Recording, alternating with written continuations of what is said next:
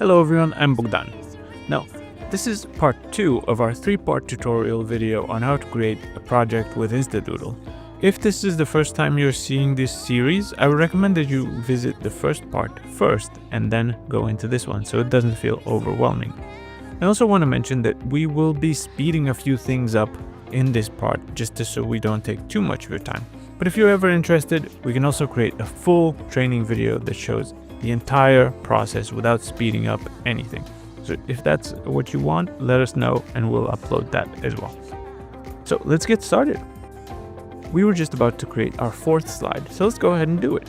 And the first element that I want is my main character. We're going to use the same prompt that we did before. Now this is very important. I'll also add the details of one hand is resting on her hip while the other is gently placed on her lip.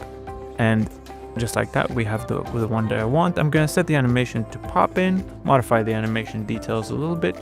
And now I want a wedge of cheese. So let's go with the prompt, a wedge of Parmesan cheese in its original packaging shaped like a triangle. The packaging is clear plastic showing the golden hard texture of the cheese and a label indicating the product details. And now that we have that one, let's go with a package of uncooked spaghetti with the pasta visible through the transparent window in a colorful, playful design.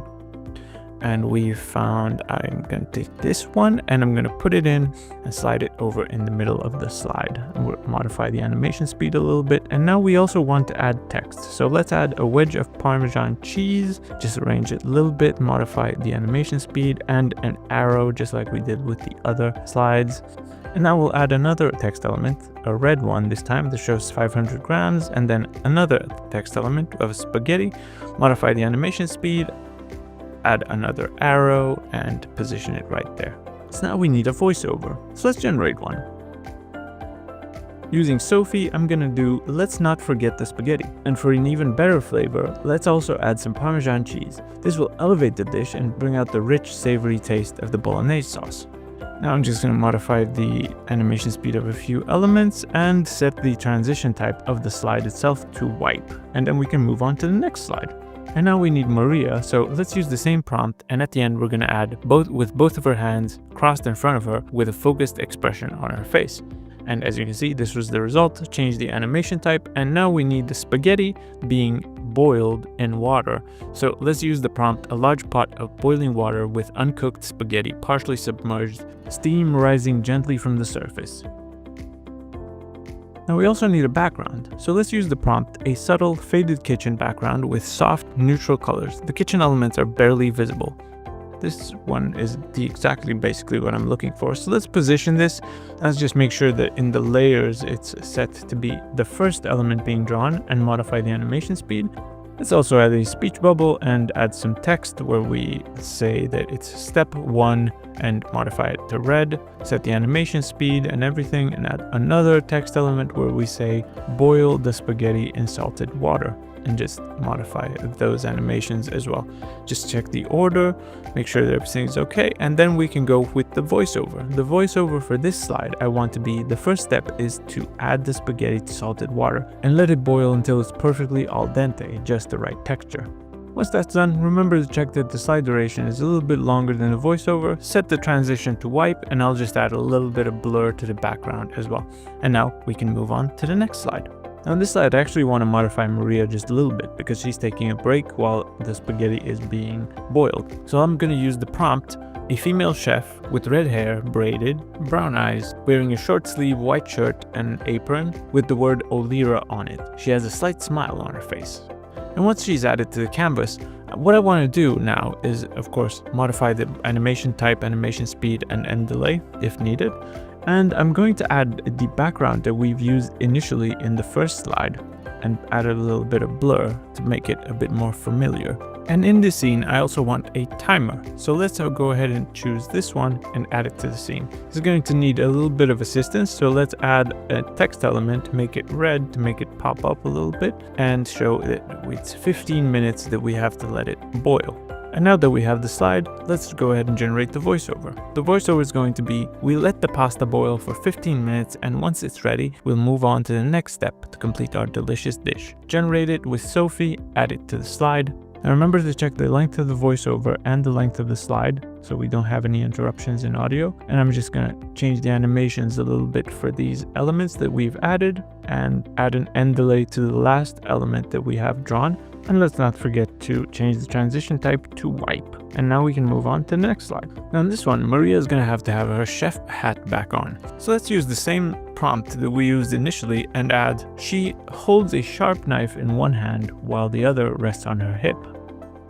Once she's on the canvas, we can also go ahead and add the chopping board that we've used before, because I'm going to add the vegetables on the chopping board, but this time they're going to be actually chopped. The prompts we're going to use are chopped carrots into small uniform pieces with natural orange color and texture visible. The pieces are finely diced. And then finely chopped garlic ready to be added to the dish with small uniform pieces scattered on a cutting board. And then small pieces of chopped yellow onion with half a larger piece of yellow onion placed next to a finely chopped pile ready to be added to a dish. Now that we have them generated, let's add them all to the board. And I'm just going to move them a little bit lower like this. Let's also add the speech bubble that we're used to, and we can also modify the animation speed and animation type of each of the new elements that we put in to the canvas. So let's also add a text element, one that we will use to show step 2 in a red color, and then just modify the animation speed of it. And for the text below, we'll use chopping the vegetables and modify the speed of that as well. We'll also use arrows to indicate each and every vegetable that we have on our chopping board, just like we did in our first few slides. Modify the animation speed of those, and then add more arrows and more text showing the garlic, modify the animation speed, and then another curved arrow pointing at the onion, and make it the onion, give it a bit of panache, and then modify the speed and give it an end delay. We have quite a few elements, so I'm going to use the layers tab to just modify the timing of each to make it so the veggies appear first, followed by the arrows, and then the text for each. We also need a voiceover, and it's going to be, the second step is to finely chop the onion, garlic, and carrot. These ingredients are essential to building a flavorful base for our bolognese sauce. They will infuse the dish with a rich aromatic taste that enhances every bite. Now once we've checked the transition type and the slide duration, we can move on to the next one, where we'll have Maria again with her hat on, so we'll use the same prompt, but we'll also add that she has a confident look in her eye. I also want this scene to have a pan with all the veggies inside of it.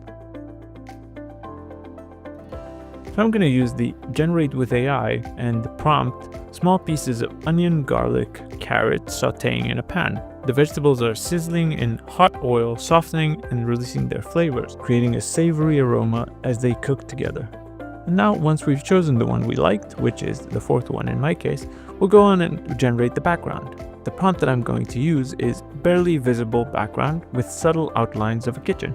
And I do like this first one, but there is one thing that I don't want in there, which is that window on the left. What I'm going to do is I'm going to use the eyedropper tool to select the white, and using that white, color over the window, and just like that it disappears, and we can now use it as a background. I'll just use about maybe 30% of it and just blur it a little bit and just modify the animation speed of each element within the slide.